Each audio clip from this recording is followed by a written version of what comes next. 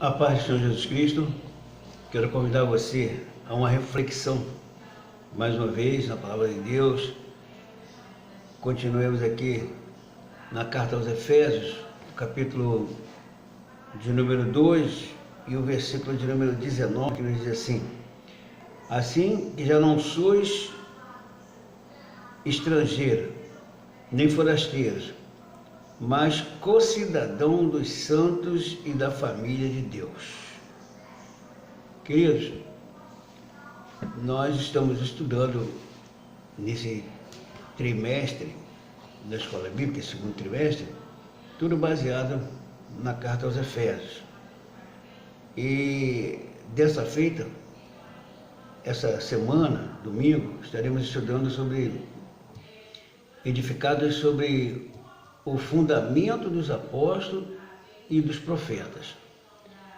E aí, hoje vai estar baseado a reflexão no versículo 13 e 19 do capítulo 2 do livro de Atos.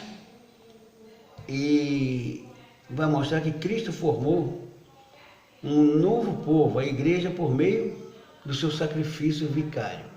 O que é sacrifício vicário? Sacrifício substituto. Ele morreu em nosso lugar.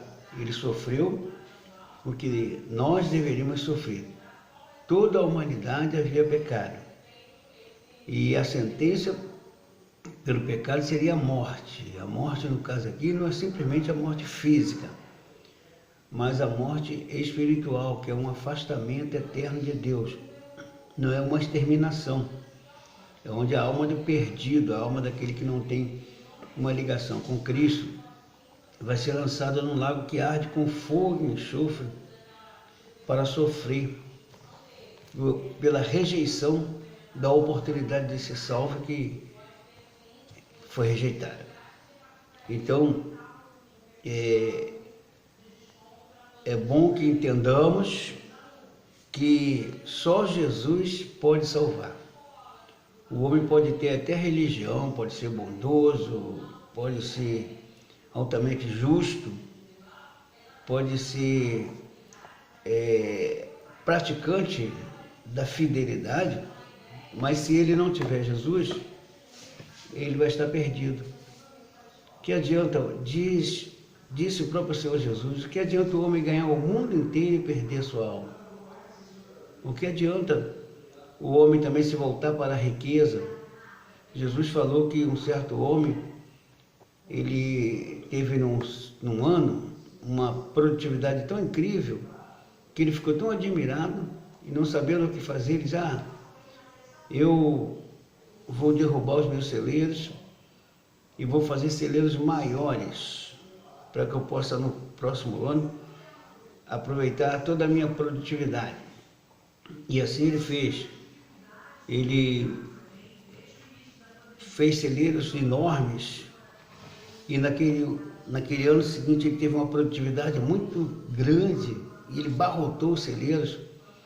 E aí ele teve a loucura de dizer: alma, tem em depósito bem para muitos dias, agora come, bebe e farta.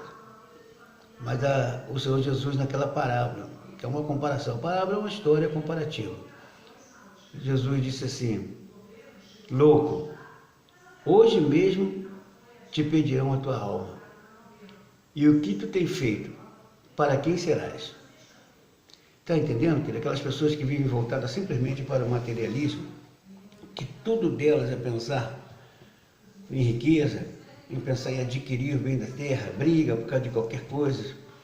Às vezes tem o coração agarrado em coisas que não tem nem muito valor, não é nem muito significante, mas as pessoas são fanatizadas pelas coisas materiais.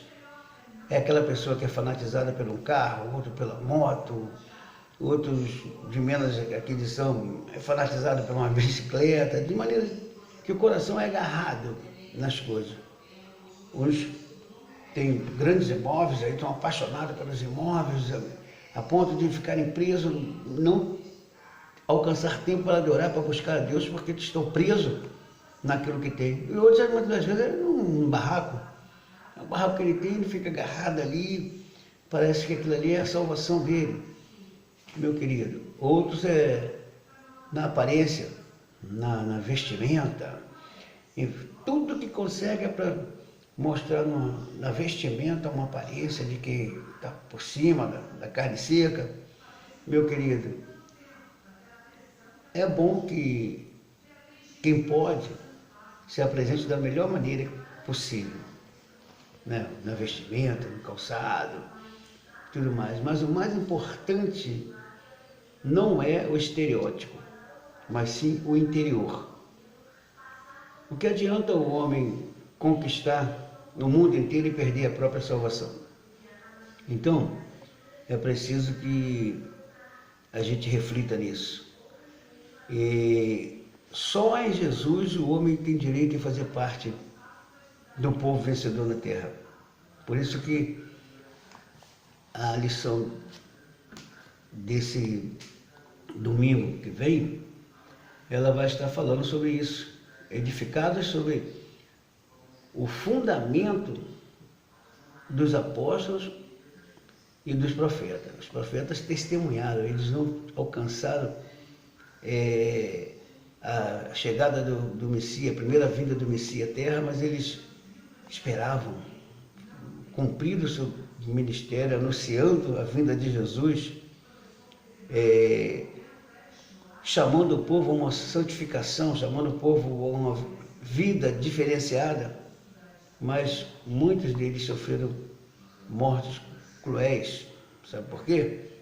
Porque estavam falando de algo que mandava com que o homem modificasse a maneira de ser, porque o homem, que as pessoas se voltassem para Deus. E até hoje é assim. Algumas pessoas se aborrecem, são revoltadas contra Deus, porque elas acham que deveriam ter tudo ao tempo e à hora. Se Deus é bom, por que não a satisfaz de tudo que ela quer? Deus é bom, mas é preciso o seguinte: dentro de você é que está aquilo que é precioso para Deus, a alma. E você precisa cuidar da sua alma, se voltando para Deus com temor e tremor, reconhecer o sacrifício de Jesus na cruz do Calvário. A diferença está na cruz. É na cruz do Calvário que Deus uniu os judeus e gregos, judeus e gentios foram unidos mediante a cruz de Cristo. Essa é a maior declaração do amor de Deus. Então, paremos e pensemos. Deus tem prazer em socorrer os necessitados e aflitos. Estabeleceu um plano de salvação e, como não havia homem capaz de cumprir, sabe por quê? Porque disse o próprio apóstolo Paulo em Romanos, capítulo de número 3, versículo 23, porque todos pecaram e destituídos estão da glória de Deus. Todo homem que vem ao mundo vem já originário do pecado. Estavam destituídos. O que é destituído? Sem direito, separado. Mas aí, o capítulo de número 6, o versículo também de número 23, da mesma carta aos Romanos, vai dizer qual é a recompensa do pecado. Ele começa dizendo assim: porque o salário do pecado é a morte. Mas a parte complementar do versículo vai mostrar que tem solução. Ele diz: mas o dom gratuito de Deus é a vida eterna por Cristo Jesus nosso Senhor. Dom é presente. Presente você não escolhe. Aprove a Deus trazer pela morte do seu filho, isso é pelo seu beneplácito, pelo seu próprio consentimento, pelo seu próprio querer, conceder ao homem a salvação, declarando seu amor para com a humanidade. Quem rejeitar isso, não tem jeito. Não tem jeito para ser salvo, porque a salvação está em Jesus. Porque Jesus disse que Deus enviou seu Filho ao mundo não para que condenasse o mundo, mas para que o mundo fosse salvo por ele. O mundo não é o cósmico, nem o mundo dos espíritos, mas é o mundo humano que ele quer salvar. Deus enviou seu Filho ao mundo não para condenar, que condenasse o mundo, mas para que o mundo fosse salvo por ele. E ele disse que quem nele crê não é condenado, mas quem não crê já está condenado. Portanto, não creste no nome do unigênito Filho de Deus. E a condenação é essa, que a luz veio ao mundo, mas os homens amaram mais as trevas do que a luz. E assim tem sido o proceder de muitas pessoas, que amam mais os prazeres. A treva representa o pecado, representa aquilo que o homem se volta para se separar de Deus. Mas a luz é Jesus, é o bem. Então, mas os homens amaram mais as trevas do que a luz, sabe por quê? Porque as suas obras eram mais. Então, querido, você que está diante desse vídeo, entenda que Jesus te ama, Jesus quer salvar você. Jesus, ele quer que você faça parte da família de Deus. Por isso, o versículo 19 aqui do capítulo 2, do livro da carta aos Efésios, vai dizer assim: assim que já não sois mais estrangeiros, nem forasteiros, mas co-cidadãos dos santos e da família de Deus. Fazemos parte, somos juntos. O que é co-cidadãos? Cidadãos juntos. E fazemos parte da família de Deus, a família mais importante. É tão importante a família de Deus. A Escritura nos diz que certa vez Jesus estava no lugar de uma palestra, ou ministrando uma palestra aos seus discípulos, e aí notificaram que do lado de fora estava Maria com seus irmãos. E alguém entrou e falou: a tua mãe e teus irmãos estão lá fora e te chamam. Aí Jesus, não que Jesus estivesse desprezando a família, estava mostrando o que é mais importante. Ele apontou para os seus discípulos e disse: quem é minha mãe? Quem são meus irmãos? Aí ele disse assim: o que guarda a minha palavra, esses são minha mãe, irmão e irmã. Então ele não estava desprezando a família genética, a família carnal. Ele era, os irmãos dele, filho de Maria, era o irmão deles. Mas, e aí até quebra aquela tese aí, aquela doutrina que dizem que Maria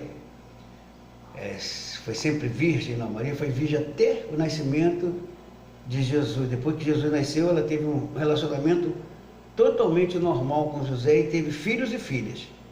A Bíblia mostra aí 4 filhos, o nome de 4 filhos de Maria, e ainda diz que teve meninas, pelo menos 2, porque alguém disse assim: esse aí não é filho de José, do carpinteiro? A sua mãe não se chamou Maria? E seus irmãos, Judas, Tiago, e relatou Judas, Tiago, e José e Simeão, 4. E também não está entre nós as suas irmãs? Se falaram que são irmãs, é porque eram mais de uma. Então, naturalmente, no mínimo, Jesus teve 6 irmãos genéticos. E aí, mas ele classificou a família mais importante como aqueles que se afiliam a ele pela fé, a família espiritual. E Maria fez parte da família espiritual. Alguns dos irmãos dele também, a Bíblia não relata todos, mas alguns dos irmãos dele, teve irmão dele que até assumiu compromisso na igreja. Sabe por quê? Porque tiveram um encontro com Jesus, aceitaram a obra realizada por Jesus na cruz. E você? Se você não estiver filiado a essa família, se você não for co-irmão de Jesus, isso é feito por meio da cruz, por meio do sacrifício de Jesus na cruz. Se você não receber o plano de salvação, não receber a Jesus Cristo como seu único, suficiente Salvador, por meio do arrependimento dos seus pecados, por meio da sua contrição, se quebrantar diante de Deus, humilhado, confessar o seu pecado para que você receba essa graça. A graça está estendida a todos os homens. O dom gratuito de Deus, viu? Por meio da fé que se alcança. Hoje Jesus te chama.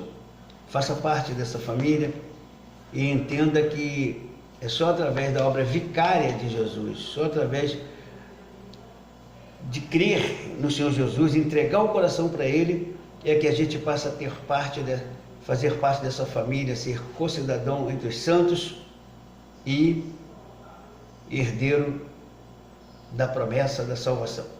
Abra seu coração, receba essa palavra, divulgue isso e seja abençoado para a glória de Deus.